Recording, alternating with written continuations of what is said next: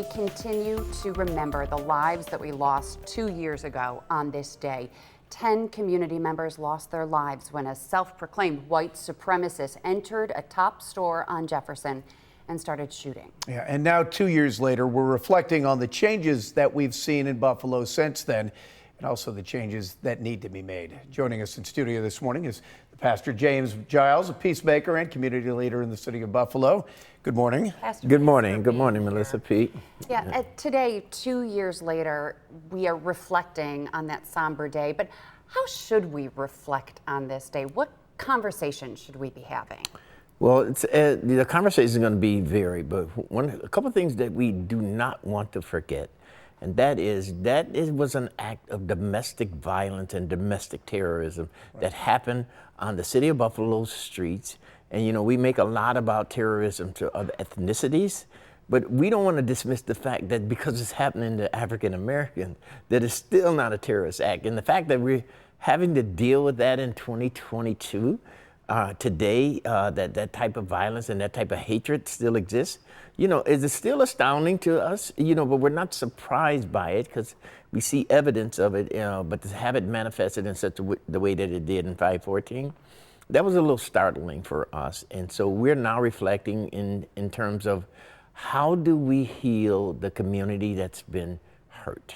Yeah, and in the wake of it, we spoke at the time at great length about some of the things that drove this attack and how what would possess someone from Binghamton to drive past New York City, past Syracuse, Rochester, and right to 14208. Yeah. And what were those dynamics, and what has changed since? Well, it probably only could have happened in the city of Buffalo, that someone could come here and even survey, you know, in terms of kind of spotting it out without being noticed, right? The city of Buffalo is sometimes asleep when it comes to that, but we do have racism evident in this city, and it's known to have someone that can come in, kind of look around, you know, with gear on, and look around and not notice and go out. You could not do that in Amherst or Cheektowaga if someone that was foreign,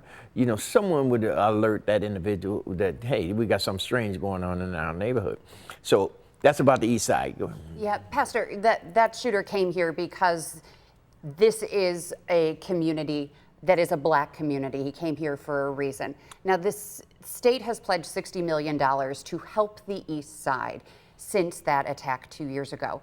Have you seen any positive change, and what more needs to be done to bring some racial equity to this community? There has been no structural positive change that has taken place in the city. However, there has been an attitudinal change in the powers that be. There has been a very intentional effort, at least come together and process and develop a strategy of how do we come in and do something significant, impactful, and sustainable in this region. You know, for foundations such as Oshai is looking at and processing that now, you know, the Better Together group and Better Buffalo group, all of them are kind of considering in a very intentional way. And you see evidence of people, other organizations, you know, they're now being intentional about, everyone knows that something needs to be done. We're not always quite sure exactly what that is. Matter of fact, my organization, Back to Basics, and Dr. Henry Taylor from the University of Buffalo, and working along with several groups to kind of do some transformative things for the east side of Buffalo. You know, and we've had canvassers out there kind of determining what needs to be done, and the university is assessing that data now. And so, but the real thing is that everyone knows, it's on everybody's mind and hearts, including public officials, that we can no longer neglect or ignore what's going on the east side. Yeah, from redlining to food desert. I mean, it's tough to unpack generations of systemic issues. Yes. So. And no quick or easy answer. There's no quick or easy answer, and there are going to be some efforts that's going to be patchwork, but we want to make sure that all of those efforts somehow connect to developing a unity on the east side of Buffalo in particular, but for the city of Buffalo more specific. Yeah, looking forward. That's the conversation that should be had today, right? Yes, Pastor James Giles from Western New York Peacemakers and Back to Basics Ministries, thank you for joining us this morning. Thank you for asking me.